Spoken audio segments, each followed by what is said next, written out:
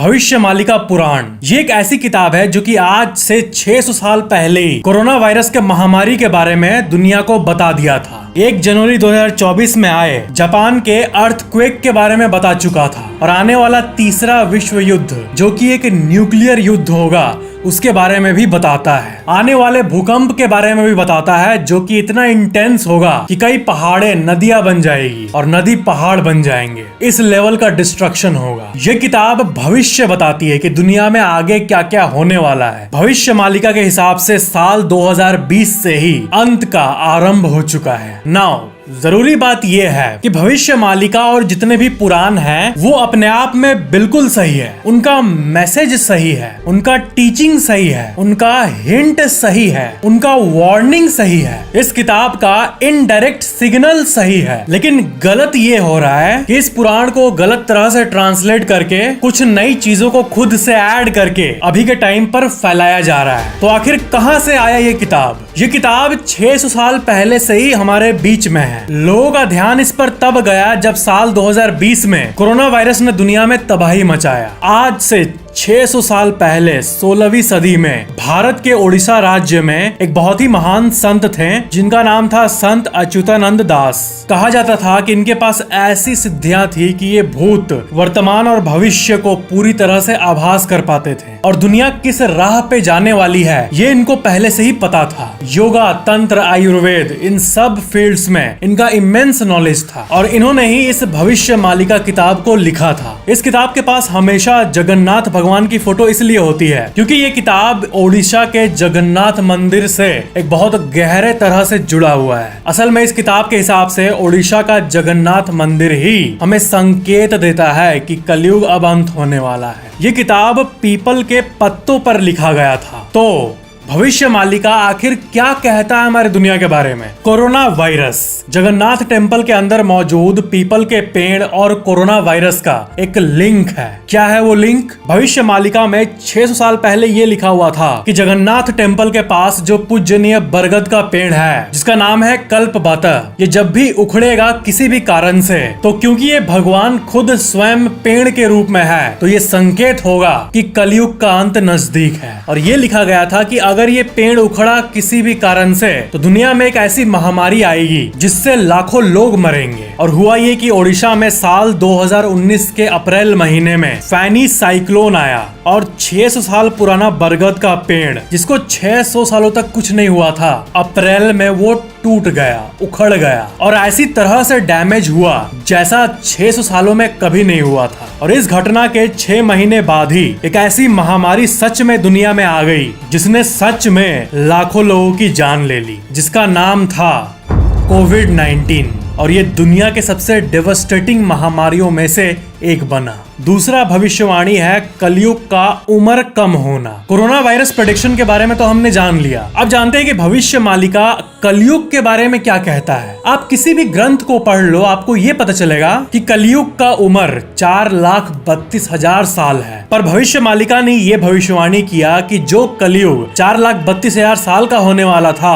वो लोगों के पाप और दुष्कर्म के चलते मात्र 5,000 साल का ही रह जाएगा। अब भविष्यमालिका के तीसरे और सबसे भयंकर प्रेडिक्शन के बारे में जानते हैं, कलयुग का अंत। इस किताब के हिसाब से ऐसी कई चीजें होगी जो कि ये संकेत होगा कि कलयुग का अंत नजदीक है। और आपको याद ही होगा कि थोड़ी देर पहले मैंने आपको कहा था कि भविष्यमालिका ये कहता है कि जगन्नाथ मंदिर ही अंत का संकेत देगा। और वो संकेत क्या है और ऐसा क्यों कहा जा रहा है कि साल 2019-20 के बाद दुनिया का अंत कभी भी हो सकता है? इन संकेतों के बारे में जानते हैं। जगन्नाथ मंदिर के झंडे में आग लगना। इस किताब को लिखे लगभग 600 साल बीत चुके हैं। इतने जनरेशंस आए और गए लेकिन आज तक ऐसा नहीं हुआ कि जगन्नाथ मंदिर के झंडे पे आग लग गया हो। भविष्यमालिका पुराण में लिखा हुआ है कि किसी भी कारण के चलते अगर मंदिर के झंडे में आग लग गया तो ये अंत का संकेत है। लोगों को लगा था कि ये आग लगना नामुमकिन है और 600 सालों तक ये सच भी हुआ।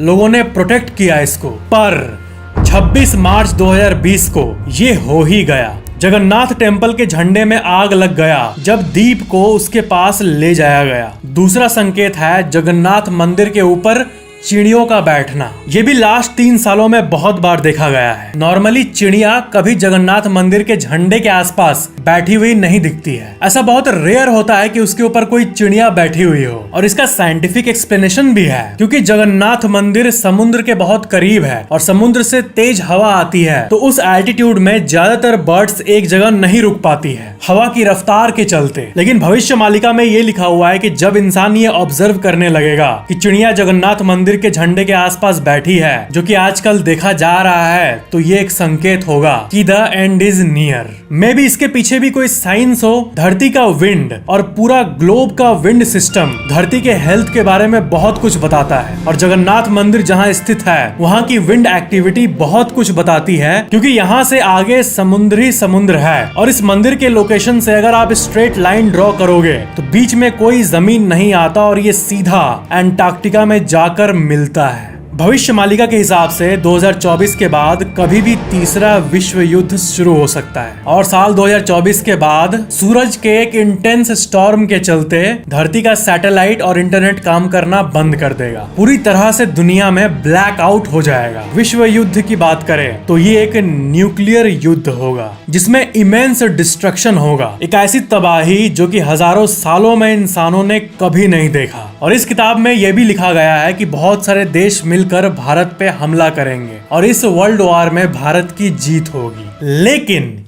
ये जो वर्ल्ड वॉर वाली बात है, इंडिया पे अटैक वाली बात है, और सूरज के वेव से सैटेलाइट के खराब होने की बात है, इन तीनों बातों का कोई प्रूफ नहीं मिला है कि ये स्टेटमेंट बनाकर ऐड कर दिया गया है लोगों के मन में डर पैदा करने के लिए, या ये ओरिजिनली रिटन था।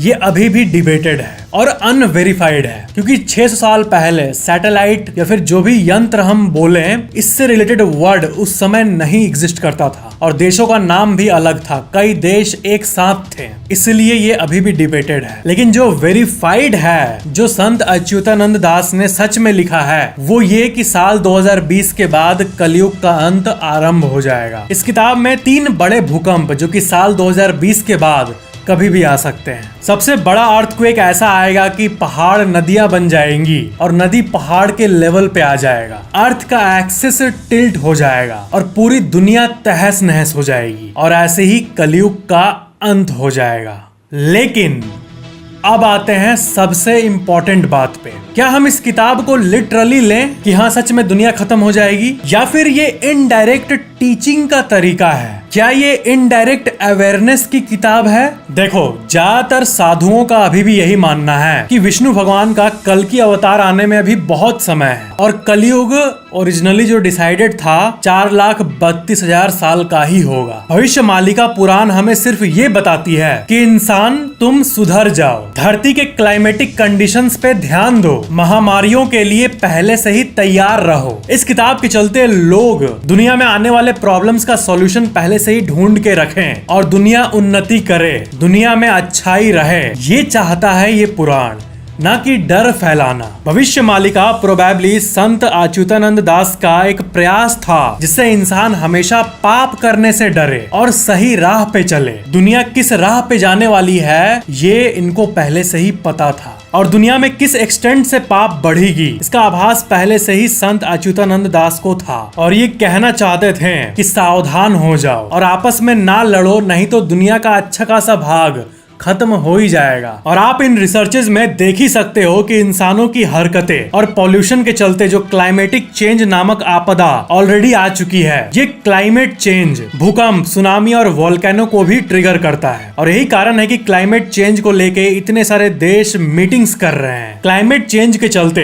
धरती के सीजन्स डिसबैलेंस होने के चलते धरती का बर्फ गलने लगता है और समुद्र का वाटर वेट बढ़ने लगता है, जिससे धरती के अंदर सिस्मिक एक्टिविटी बढ़ जाती है और अर्थक्वेक्स ज्यादा मात्रा में आने लगती है। मतलब भूकंपों को हम कुछ हद तक रोक सकते हैं अगर इंसान धरती के इकोसिस्टम को बैलेंस्ड रखे, एक्सेस अति ना करे तो असल बात ये है कि कलयुग के अंत में अभी 4,32,000 साल में से 4,26,875 साल बचे हैं एज इन 2024 और विष्णु जी के कल्कि अवतार आने में अभी बहुत समय है। और जानने की बात यह है कि कलयुग का अंत आते आते गंगा, यमुना और सरस्वती नदी तीनों सूख चुके होंगे। अभी के समय में सरस्वती नदी लगभग सूख चुकी है, यमुना नदी की हालत खराब है, लेकिन गंगा नदी अभी भी अपने यंग फेज में है। अभी के समय गंगा एक एक्टिव नदी है जो कि आज भी अपने फुल फोर्स में है। और वक्त के साथ जब ये तीनों नदी सूख जाएंगे उसके बाद विष्णु भगवान के कल्कि अवतार का जन्म होगा और कल्कि अवतार के जन्म होने के बाद ही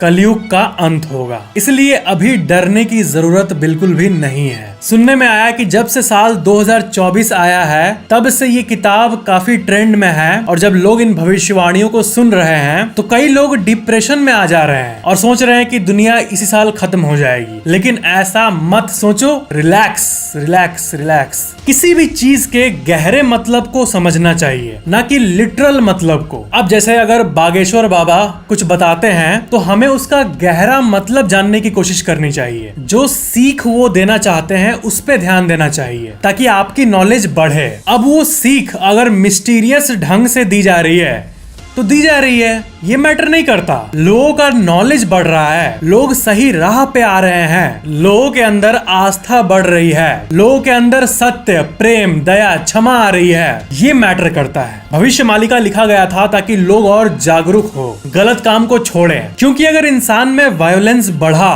तो एनीवे सब खत्म हो जाएगा। संत अच्युतानंद दास ने सिर्फ भविष्य मालिका ही नहीं दिया था बल्कि पूरी दुनिया को अलग अलग फील्ड्स में बहुत कुछ सिखाया था। लेकिन इनका जो सबसे बड़ा टीचिंग था वो था गॉड के बारे में, यानी भगवान के बारे में, कि आखिर भगवान क्या है। ये इस बात को कहते थे कि जो वर्ल्ड की अल्टीमेट एनर्जी है वो एक ही है और वो है शून्य, यानी जीरो, वॉइड, नथिंगनेस, एम्प्टीनेस। सब कुछ इसी शून्य से आया है और सब कुछ शून्य में ही जाकर वापस मिलेगा। क्या आप शून्य को अनुभव करना चाहते हो तो मेरे साथ सोचो कि इस ब्रह्मांड का सब कुछ गायब हो गया है। आप गायब हो गए हो, आपका फोन गायब हो गया है, आपका रूम गायब हो गया है, पूरा प्लैनेट गायब हो गया है, सोलर सिस्टम गायब हो गया है, यूनिवर्स गायब हो गया है, आप नहीं हो, कुछ भी नहीं है। नॉट इवन स्पेस, ये स्पेस भी नहीं है। अब विरोधाभास ये है कि जब हम शून्य को सोचते हैं तो आप एक ब्लैकनेस को इमेजिन करते हो। वो ब्लैकनेस शून्य थोड़ी हुआ, नथिंगनेस थोड़ी हुआ, वो तो आप इमेजिन कर पा रहे हो। जिस चीज को आप इमेजिन कर पा रहे हो वो शून्य कहाँ से हुआ? वो तो एग्जिस्ट करता है, आप इमेजिन कर रहे हो। ये शून्य नहीं हुआ, ये ब्लैकनेस हुआ। पर शून्य मतलब उस कंप्लीट एम्प्टीनेस को भी एम्प्टी कर दो। जब कुछ नहीं बचता है तब वो शून्य बचता है जो हमेशा से था। ब्रह्मांड आएंगे, ब्रह्मांड जाएंगे, पर ये शून्य हमेशा था, है और रहेगा। इंसानी दिमाग शून्य को इमेजिन इसलिए नहीं कर सकता क्योंकि दिमाग का सोचने का एक दायरा है जिसके आगे वो नहीं निकल सकता। एक सामान्य इंसान नहीं निकल सकता, लेकिन साधु संत और मॉन्क्स अपने दिमाग को मेडिटेशन के जरिए इतना केपेबल बनाते हैं कि ये ऐसी चीजों को अनुभव कर पाते हैं जो आम इंसान के ख्यालों में भी नहीं आ पाता और जो इंसान के 5 सेंसेस से भी परे है। वैसे दुनिया खत्म होने की बात करें तो पास्ट में साल 2012 में भी ऐसी कुछ प्रेडिक्शन की गई थी। कहा जाता था कि मायन सभ्यता में ये लिखा हुआ है कि साल 2012 इस धरती का आखिरी साल होगा। इस पर कई मूवीज बने, न्यूज वाले टीआरपी ले गए, लेकिन ऐसा कुछ नहीं हुआ। अब भविष्य देखने की शक्ति पे थोड़ी बात करते हैं। आते हैं इस बात पे कि आज भी दुनिया में ऐसे कई लोग हैं, जैसे अफ्रीकन में ऐसे कई स्पेशल मिस्टीरियस ट्राइब्स हैं जिनके बारे में ये कहा जाता है कि ये फ्यूचर देख सकते हैं, वो भी एक्यूरेटली। हजारों के तादाद में लोग उनके पास जाते हैं और उन्हें भर भर के डोनेशंस देते हैं और वो लेते भी हैं और इससे वो ट्राइब कमाता है और अपना घर चलाता है। लेकिन रियलिटी ये है कि आज के समय में कोई भी अगर आपको कहे कि वो भविष्य देख सकता है यानी फ्यूचर देख सकता है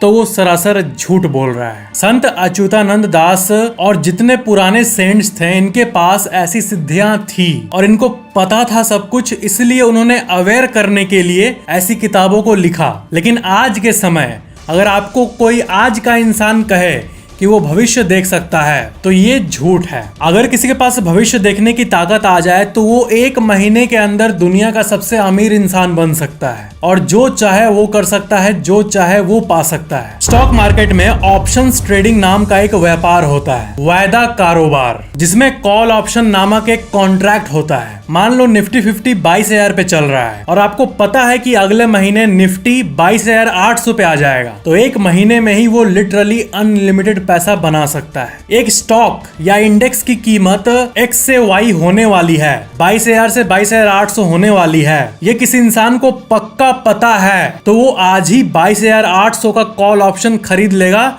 सस्ते रेट्स में, और जब निफ्टी 22,800 पर पहुंच जाएगा तो वो सेल कर देगा। मान लो उसने 1 लाख रुपए लगाया है तो वो 1 लाख रुपए से 2 करोड़ रुपए या उससे ज्यादा कमा लेगा। और क्योंकि वो इंसान भविष्यवाणी कर सकता है तो वो इसी चीज से लिटरली अनलिमिटेड पैसा छाप सकता है। फ्यूचर यानी भविष्य की सबसे खूबसूरत बात पता है क्या है? यही कि इसको कोई भी प्रेडिक्ट नहीं कर सकता, सिर्फ उस ऑलमाइटी के सिवा।